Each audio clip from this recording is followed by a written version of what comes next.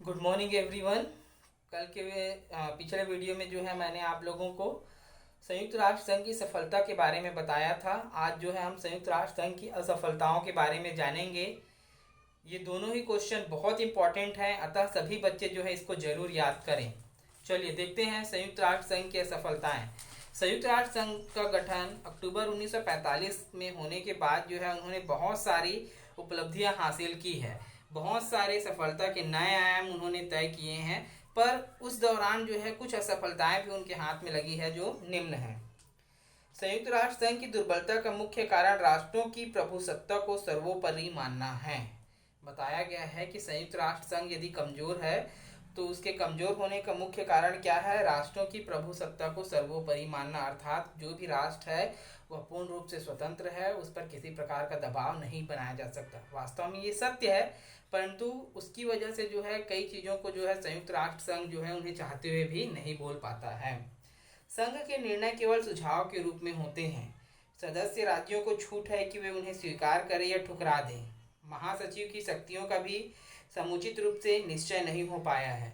जो भी निर्णय संयुक्त राष्ट्र संघ द्वारा लिए जाते हैं उसे वो क्या करते हैं या किसके रूप में देखते हैं? केवल सुझाव के रूप में देखते हैं, उसे आदेश के रूप में पारित नहीं करते। दूसरा, जो भी संयुक्त राष्ट्र संघ के सदस्य हैं वे उन आदेशों को या निर्णयों को मानना या ना मानना जो है उनके ऊपर छोड़ दिया जाता है या ठुकरा देते हैं।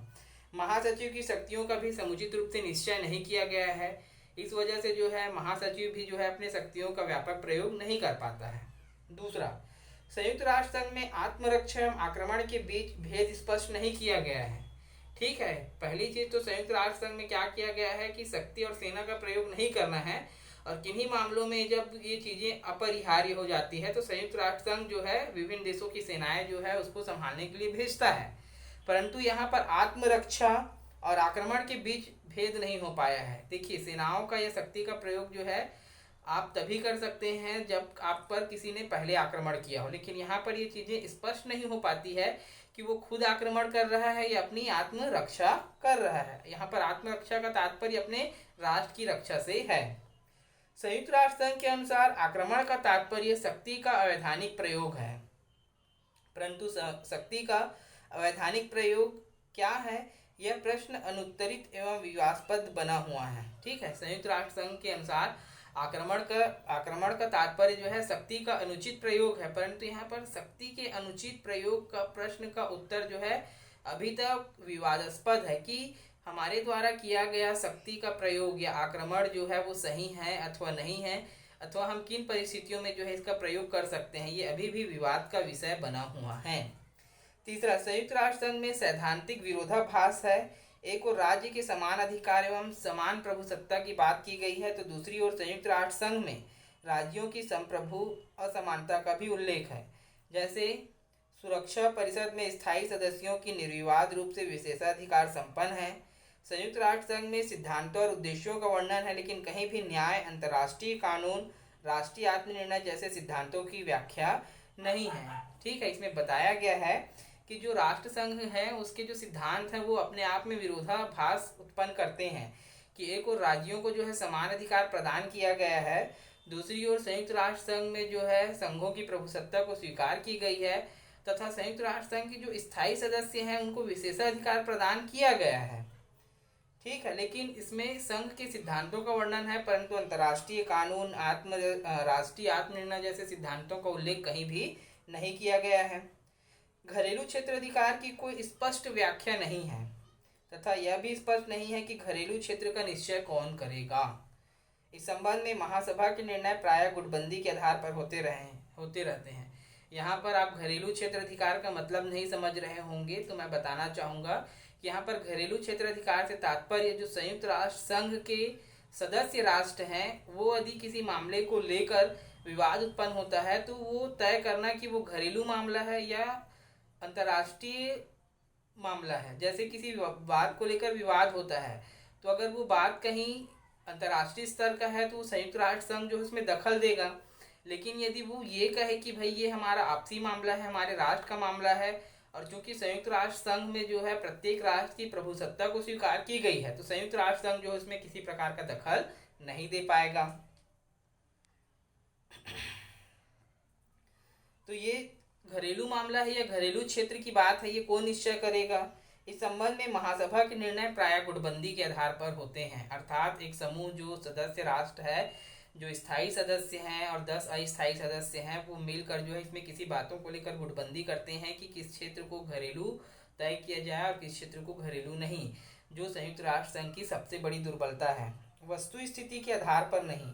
अंतर्राष्ट्रीय कानून में घरेलू क्षेत्र अधिकार और हस्तक्षेप का विशिष्ट अर्थ है, परंतु संयुक्त राष्ट्र संघ में यह विशुद्ध राजनीतिक विषय बना हुआ है। 5वें पॉइंट में बताया गया है कि संयुक्त राष्ट्र संघ के वाद विवाद एवं निर्णय अधिकांशतः पक्षपातपूर्ण तथा महाशक्तियों के हितों और निर्णय से प्रभावित रहे हैं। अधिकांश समस्याएं शक्ति की राजनीति द्वारा निश्चित होती है।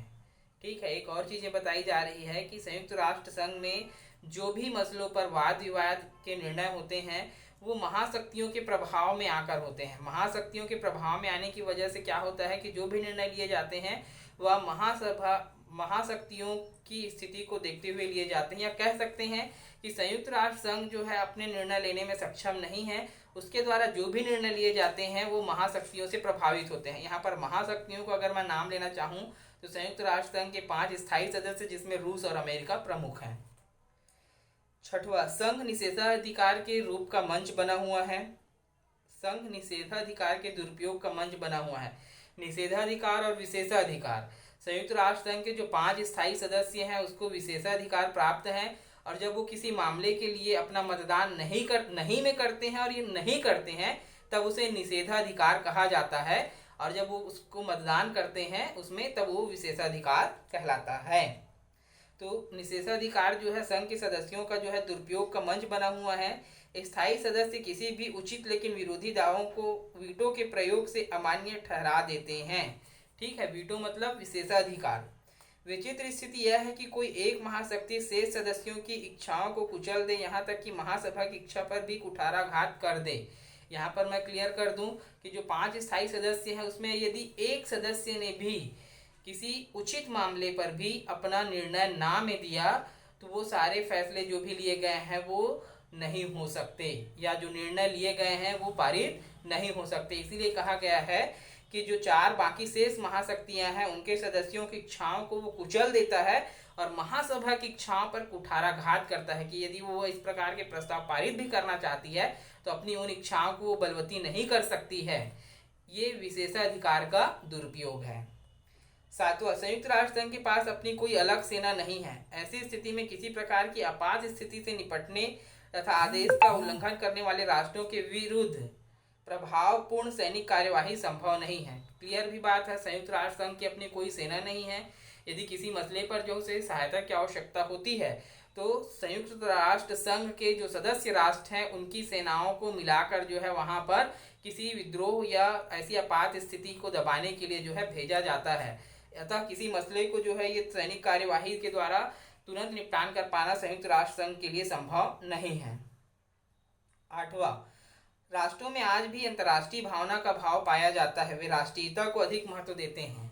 ठीक है, इसमें ये भी बातें क्लियर की गई है कि जो संयुक्त राष्ट्र संघ के स्थायी सदस्य हैं वे अपने चूंकि ये अंतर्राष्ट्रीय स्तर पर जुड़े हुए हैं परंतु अंतर्राष्ट्रीय भावना का अभाव इनमें पाया जाता है। ये अब भी जो है राष्ट्रीयता या राष्ट्रीय हित के बारे में ही सोचते हैं, जिसकी वजह से संयुक्त राष्ट्र संघ दुर्बल होते जा रहा है।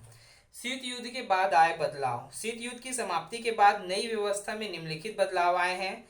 सोवियत प्रणाली के बिखराव के बाद संयुक्त राज्य अमेरिका सबसे अधिक शक्तिशाली देश के रूप में उभरा है। सन 1989 और 90 के अंत में जो सोवियत संघ रूस था वो बिखर गया, उसके जो राष्ट्र थे वो अलग हो गया, सबसे शक्तिशाली अमेरिका हो गया। दूसरा, रूस के साथ अमेरिका के संबंध अच्छे हैं एवं टकराव के स्थान पर सहयोग की भावना बढ़ती जा रही है। तीसरा, एशिया महाद्वीप में भारत तथा चीन जो है तेजी से आर्थिक विकास करते हुए महाशक्ति बनने की राह पर हैं। इस कारण एशियाई अर्थव्यवस्था का वर्चस्व बढ़ते जा रहा है। चौथा, सोवियत संघ के टूटने के बाद बहुत सारे नए देश संयुक्त राष्ट्र संघ में आए हैं, जिनमें से कुछ पूर्वी यूरोप के पूर्व साम्यवादी देश हैं। क्योंकि सोवियत संघ बहुत सारे देशों से मिलकर बना हुआ था लेकिन वे अब अलग हो गए तो वे स्वतंत्र राष्ट्र बन गए जो संयुक्त राष्ट्र में संघ में शामिल हो गए हैं। विश्व इस समय नई तरह की चुनौतियों का सामना कर रहा है, जैसे आतंकवाद, आणविक प्रसार, जलवायु परिवर्तन, पर्यावरण विनाश और वैश्विक तापमान आदि।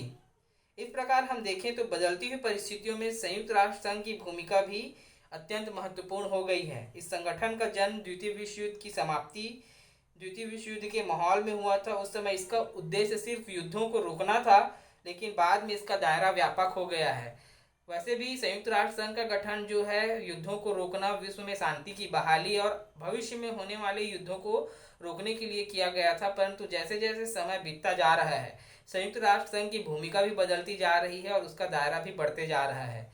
संयुक्त राष्ट्र संघ के अन्य कार्यों के अंतर्गत हमने देखा है कि यूनेस्को है, ILO है, यूनिसेफ है, जिसके अंतर्गत जो है वो बहुत सारे कार्यों को जो है पूर्ण कर रहा है। तो बच्चों, ये थे संयुक्त राष्ट्र संघ की सफलता, जो बहुत इंपॉर्टेंट है। इसके अलावा कोई भी डाउट होगा तो जरूर पूछेंगे। Thank you.